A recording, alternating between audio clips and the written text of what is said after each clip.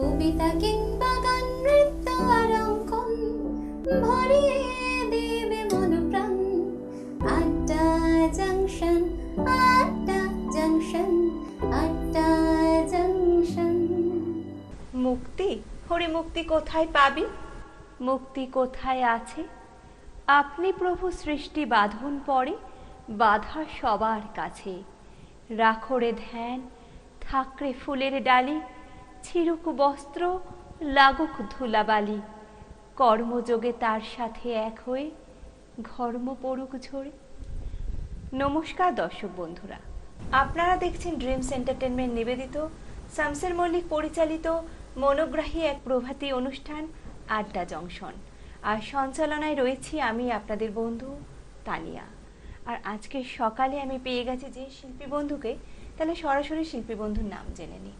দাদা, আপনার নাম আর কোথা থেকে এসেছেন? নমস্কার, আমার নাম সুরজিৎ সেন। আমি গড়িয়া কাছে বাগেরঘোল থেকে আসছি। আপনাকে স্বাগত আমাদের এই অনুষ্ঠানে। আশা করি আপনি খুব ভালো আছেন। এখন আপাতত মোটামুটি ঠিকই আছি, রিটায়ারমেন্ট লাইফ লিড করছি।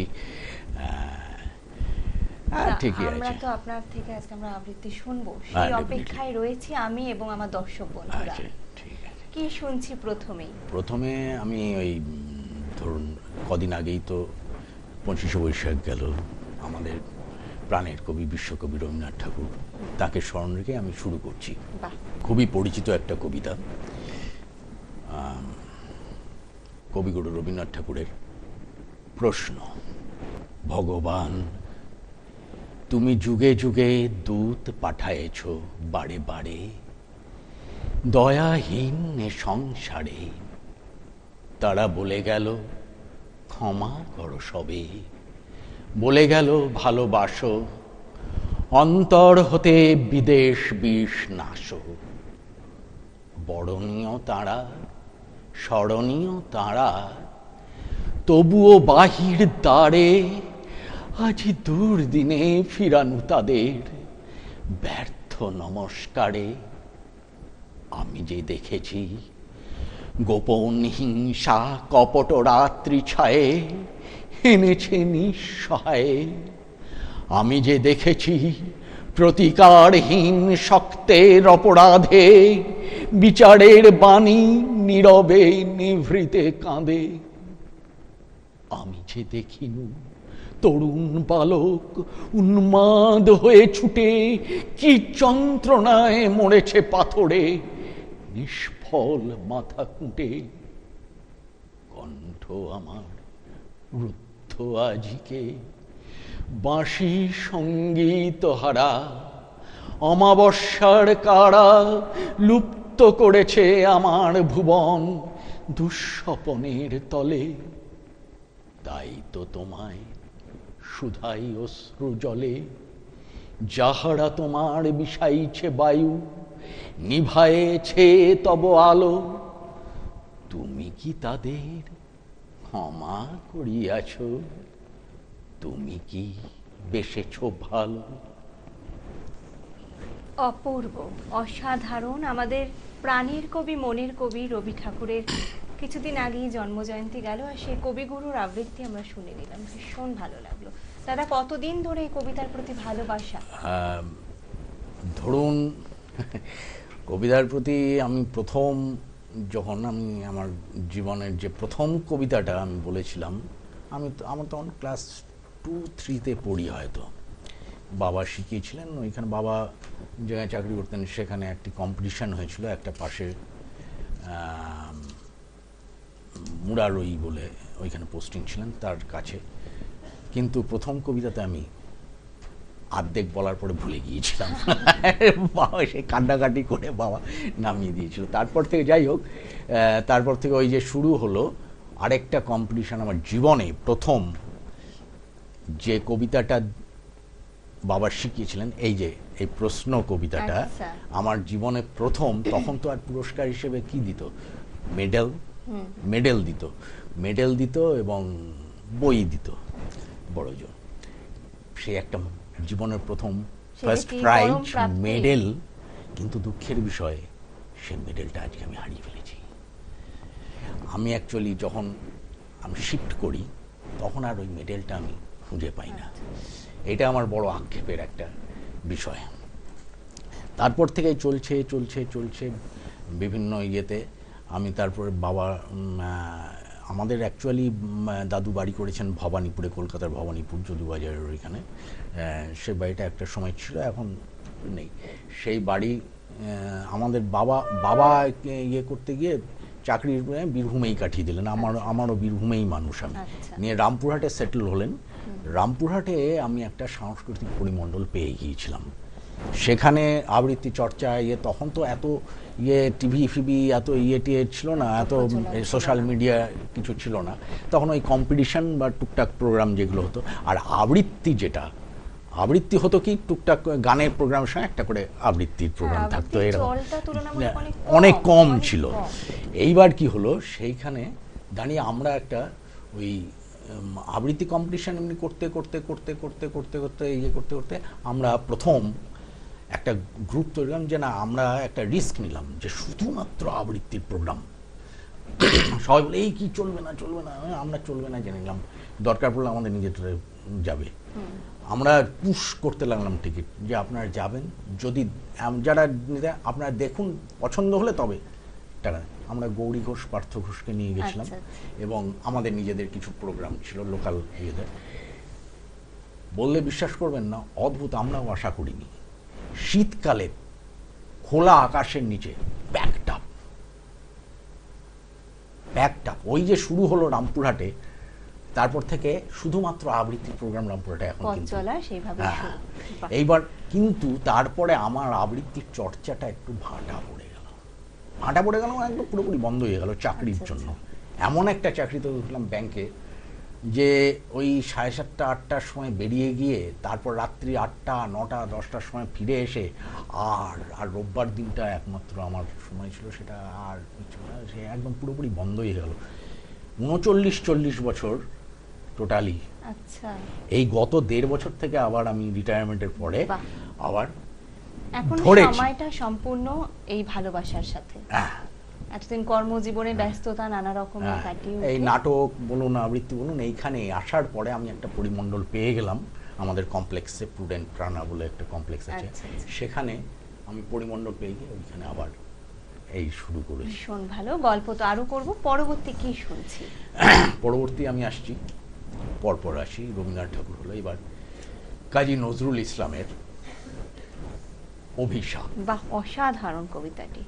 আমি বিধির বিধান ভাঙিয়াছি, আমি এমনই শক্তিমান, মম চরণের তলে মরণের মার খেয়ে মরে ভগবান। আদি ও অন্তহীন আজ মনে পড়ে সেই দিন, প্রথম যেদিন আপনার মাঝে আপনি জাগিনু আমি, আর চিৎকার করি কাঁদিয়া উঠিল তোদের জগৎ স্বামী।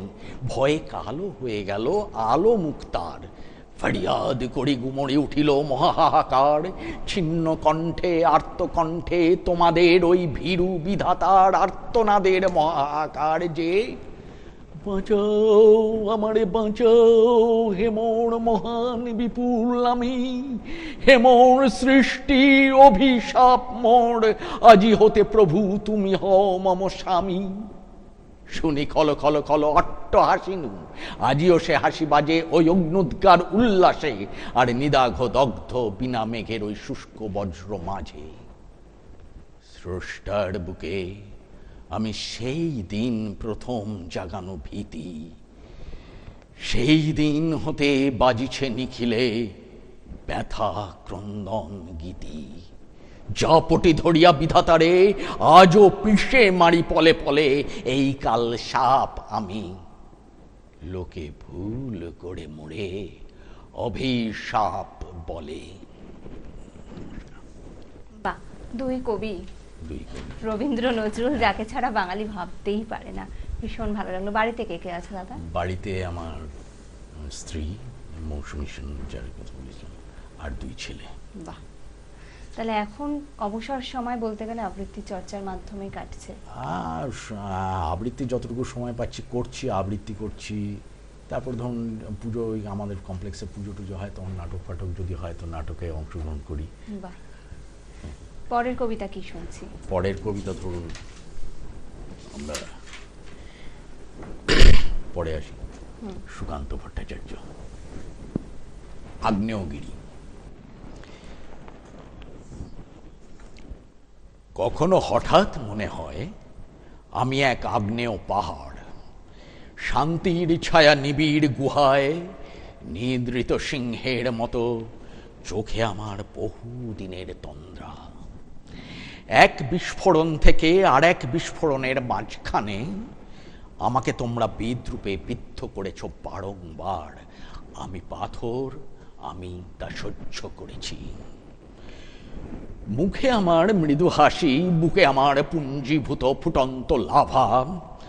সিংহের মতো আধ বোঁজা চোখে আমি কেবলই দেখছি মিথ্যার ভিতে কল্পনার মশলায় গড়া তোমাদের শহর। আমাকে ঘিরে রচিত উৎসবের নির্বোধ অমরাবতী, বিদ্রূপের হাসি আর বিদেশের আতশবাজি তোমাদের নগরে মদমত্ত পূর্ণিমা। দেখো দেখো ছায়া ঘন অরণ্য নিবিড় আমাকে দেখো, দেখো আমার নিরুদ্বিগ্ন বন্যতা। তোমাদের শহর আমাকে বিদ্রূপ করুক, কুঠারে কুঠারে আমার ধৈর্যকে করুক আহত, কিছুতেই বিশ্বাস করো না আমি ভেসুভিয়াস ফুজি আমার সহোদর। তোমাদের কাছে অজ্ঞাত থাক ভেতরে ভেতরে মোচড় দিয়ে ওঠা আমার অগ্নুদ্গার, অরণ্যে ঢাকা অন্তর্নিহিত উত্তাপের জ্বালা। তোমার আকাশে ফ্যাকাশে প্রেত আলো, মৃদ বুনো পাহাড়ে মৃদু ধোঁয়ার অবগুণ্ঠন। ও কিছু নয়, হয়তো নতুন এক মেঘদূত। উৎসব করো উৎসব করো, ভুলে যাও পেছনে আছে এক আগ্নেয় পাহাড়, ভেসুভিয়াস ফুজি আমার জাগ্রত বংশধর। আর আমার দিন পঞ্জিকায় আসন্ন হোক বিস্ফোরণের চরম পবিত্র তিথি। ভীষণ ভালো, আপনি যে সাজিয়েছেন পরপর রবীন্দ্র নজরুল সুকান্ত, সত্যি ভীষণ ভালো। আরও তো শুনবো, কিন্তু এখন সময় হয়েছে ছোট্ট একটি বিরতির। বিরতির পর আবারও ফিরে আসছি। আজিয়ে প্রভাতে রবির কর, কেমনে পশিল প্রাণের পর, কেমনে পশিল গুহার আধারে প্রভাত পাখির গান। যদি তোর ডাক শুনে কেউ না আসে তবে একলা চলো রে, যদি তোর ডাক শুনে কেউ না আসে তবে একলা চলো রে। শীতের হাওয়ায় লাগলো নাচন আমলকির এই ডালে ডালে, পাতাগুলি ছড়িয়ে দিল ঝিরঝিরিয়ে তালে তালে। শতফুল বিকশিত হোক, মনে মনে এই শুধুই চাওয়া। छोटी सी प्यारी सी नन्ही सी आई कोई परी, তোমারেই যেন ভালোবাসিয়াছি শতরূপে শতবার, জনমে জনমে যুগে যুগে অনিবার। ড্রিমস এন্টারটেনমেন্ট প্রযোজিত, শামশের মল্লিক পরিচালিত এক নতুন মনোগ্রাহী অনুষ্ঠান আড্ডা জংশন। নাচ, গান, আবৃত্তি অথবা অঙ্কন, আপনার প্রতিভাকে তুলে ধরতে আড্ডা জংশন। অনুষ্ঠানে অংশগ্রহণ করতে যোগাযোগ করুন 9830567111 এই নাম্বারে।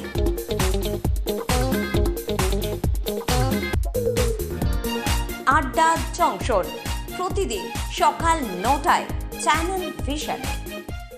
ফিরে এলাম বিরতির পর, আর আমার সাথে আছে, আপনারাও নিশ্চয়ই অধীর আগ্রহে অপেক্ষা করছেন দাদার কণ্ঠে আবৃত্তি শুনবে বলেন। হ্যাঁ, আমিও অপেক্ষা করছি। তাহলে আবারও চলে আসি আমি দাদার কাছে।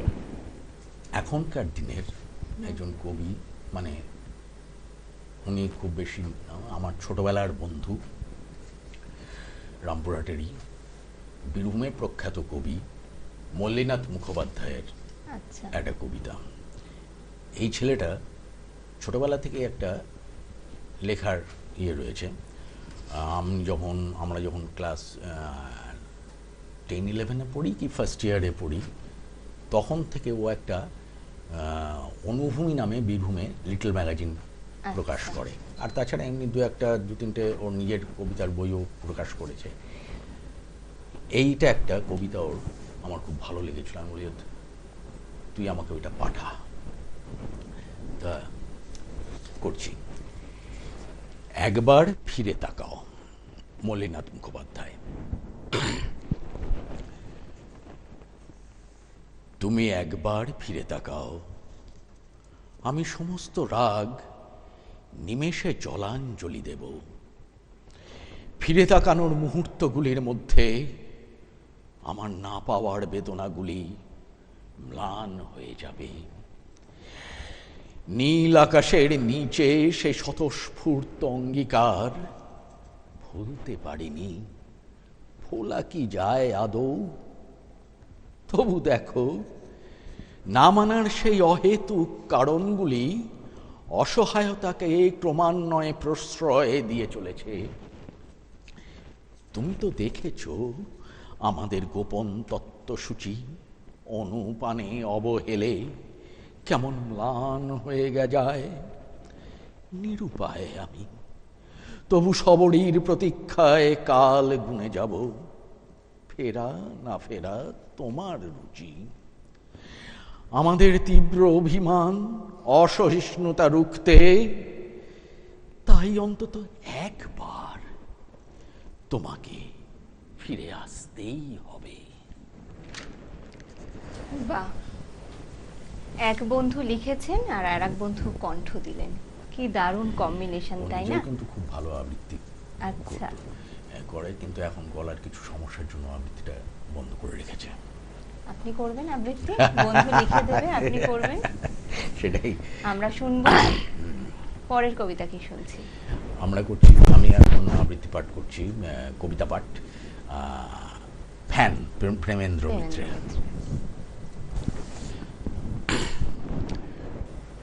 নগরের পথে পথে দেখেছ অদ্ভুত এক জীব, ঠিক মানুষের মতো কিংবা ঠিক নয়, যেন তার ব্যঙ্গচিত্র বিদ্রূপ বিকৃত।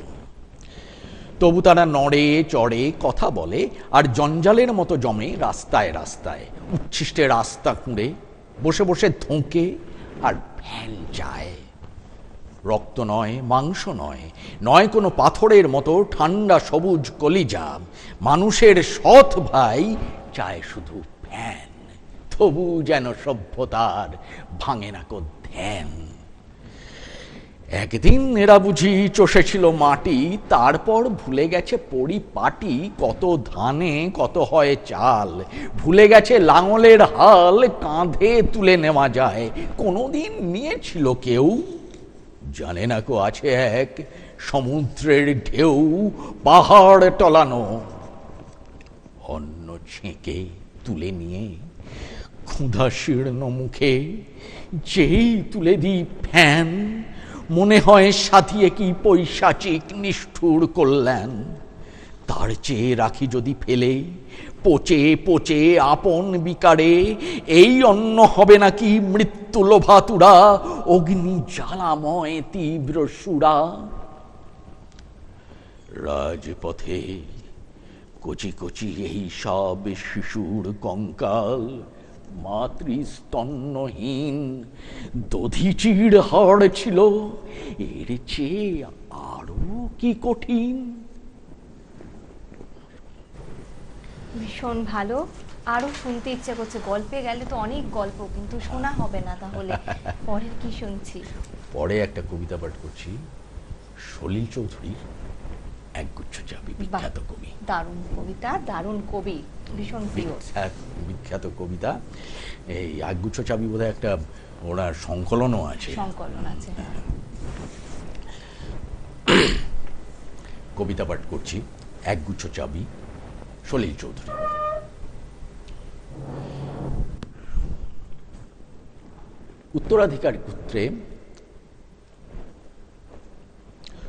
উত্তরাধিকার সূত্রে পেয়েছি শুধু একগুচ্ছ চাবি, ছোট বড় মোটা বেঁটে নানা রকমের নানা ধরনের চাবি। মা বললেন, যত্ন করে তুলে রেখে দে। তারপর যখন বয়স বাড়ল, জীবন এবং জীবিকার সন্ধানে পথে নামতে হলো, পকেটে সম্বল শুধু সেই একগুচ্ছ চাবি। ছোট বড় মোটা বেটে নানা রকমের নানা ধরনের চাবি।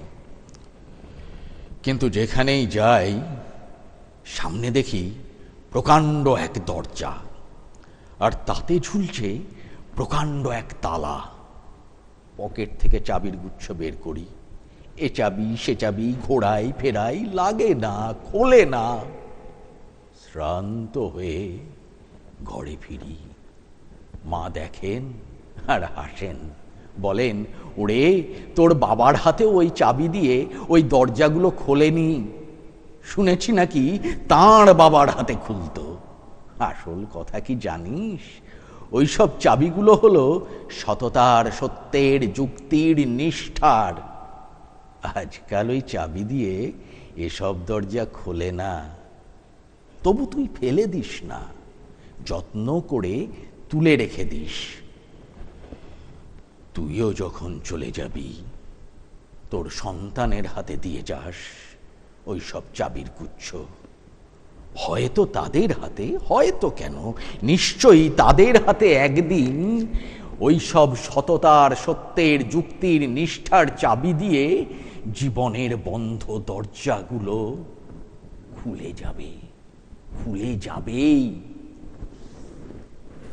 লাস্ট 4টে লাইন যে কি সুন্দর, আর আপনিও যা সুন্দর করে বললেন, সত্যি সত্যিই ভীষণ ভালো লাগছে। পরে কি শুনছি? পরে আর ওই মল্লিনাথ মুখোপাধ্যায়েরই, আমার বন্ধু, আর একটা কবিতা, এই সেদিন 25শে বৈশাখে ওই দিন একটা ফোন করেছিলাম, কথা বলতে বলতে ও হঠাৎ বলে, একটা কবিতা শুনবি, লিখেছি, শোনা। ও আবৃত্তি করলো, তুই পাঠাও এটা। রবি ঠাকুরের ওপর লিখেছেন, কিন্তু রবি ঠাকুরের নাম কোথাও নেই। এখন যেরকম একটা ট্রেন্ড হয়েছে, ওই আমার দুর্গার পর থেকে আমার রবীন্দ্রনাথ, সব আমার রবীন্দ্রনাথ, আমার মুখ, আমার তো মুখ, এই করে করে করে একই কথা, যদিও আবৃত্তি পুনঃ পুনঃ বলা সেটা। তাহলে আমি কাউকে ছোট করছি না বা কাউকে ইয়ে করছি না, কিন্তু এটা একটা ট্রেন্ড হয়ে গেছে, এক পেশে হয়ে যাচ্ছে। আমরা এটা একটু ভিন্ন স্বাদের, একটু ভিন্ন স্বাদের, কিন্তু বোঝা যাচ্ছে যে তিনি রবি ঠাকুরকে নিয়েই লিখেছেন। তোমাকে খুঁজি, মল্লিনাথ মুখোপাধ্যায়। শব্দ নিয়ে করলে খেলা, ছন্দের তান তাতে।